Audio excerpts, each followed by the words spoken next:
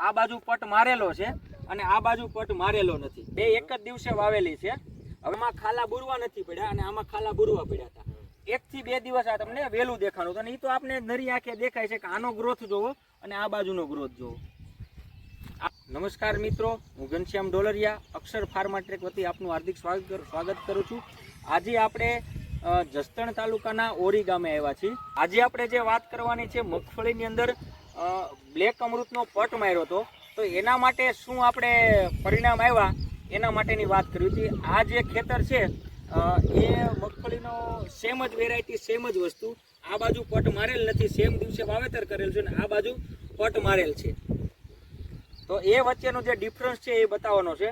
તો ખેડૂતને જે આપણે પૂછીએ કે આ બે કઈ રીતે કરેલું છે અને આમાં શું ફરક દેખાય છે. બે એક જ દિવસે વાવેલી છે.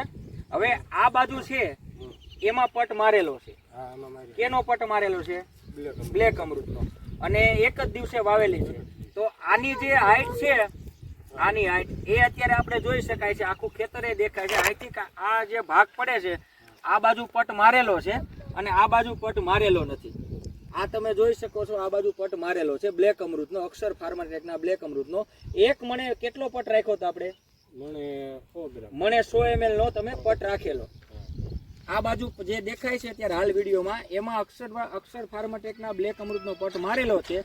અને આ બાજુ જે ખેતર દેખાય છે એક જ ખેતર છે, એમાં શેઢોય નથી. તમે જોઈ શકો છો અહીંયા કે આ બાજુ એક વિભાગ જ પાડ્યો હતો કે ટેસ્ટિંગ સ્વરૂપે આપણે આપેલું હતું કે પટ મારવાથી શું પરિણામ આવે. આ બાજુ પટ મારેલો નથી. એટલે એમાં ગ્રોથમાં ઉગાવો આનો કઈ રીતના તમે ફરક દેખાણો તમને? આમાં ખાલા બુરવા નથી પડ્યા અને આમાં ખાલા બુરવા પડ્યા હતા. અને આમાં કેટલું વહેલું દેખાણું હતું? 1 થી 2 દિવસ આ તમને વહેલું દેખાણું હતું. અને એ તો આપણે નરી આંખે દેખાય છે કે આનો ગ્રોથ જોવો અને આ બાજુનો ગ્રોથ જોવો. આ બાજુ એક સાહેબ બતાવજો જરાક. તો તમારે બીજા ખેડૂતોને શું ભલામણ કરી શકાય આપણે? આનો પટ મારવો એમ બરોબર છે.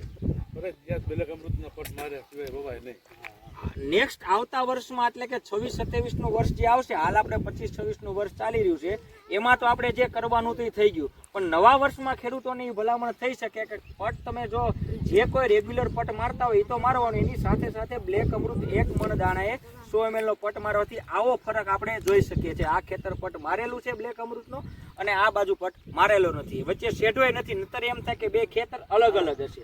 આ સેમ ખેતર છે અને સેમ વેરાયટી, પણ એક બાજુ પટ બ્લેક અમૃતનો મારેલો છે ને એક બાજુ નથી મારેલો. જે આપણે જર્મિનેશનનો 1-2 દિવસનું વહેલું આવેલું છે, પ્લસ એના ગ્રોથમાં પણ ચોખ્ખો ફરક દેખાય છે. જે તે આપણે વિડીયોમાં બતાવીશું કે આ બાજુ તમે જોવો તો બ્લેક અમૃતનો પટ મારેલો છે એ તમને ગ્રોથમાં વધારે દેખાય છે અને લીલવણું છે. એટલે એના ટૂંકમાં એને પહેલેથી જ બળમાં છોડ છે. અને આ બાજુ જે છે એ થોડુંક નભરવું દેખાય છે અને હાઈટમાં થોડુંક નાનું છે. જે અત્યારે હાલ દેખાય છે બ્લેક અમૃતનો પટ મારેલો છે. અને આ બાજુ બતાવો સાહેબ, જે પટ નથી મારેલો.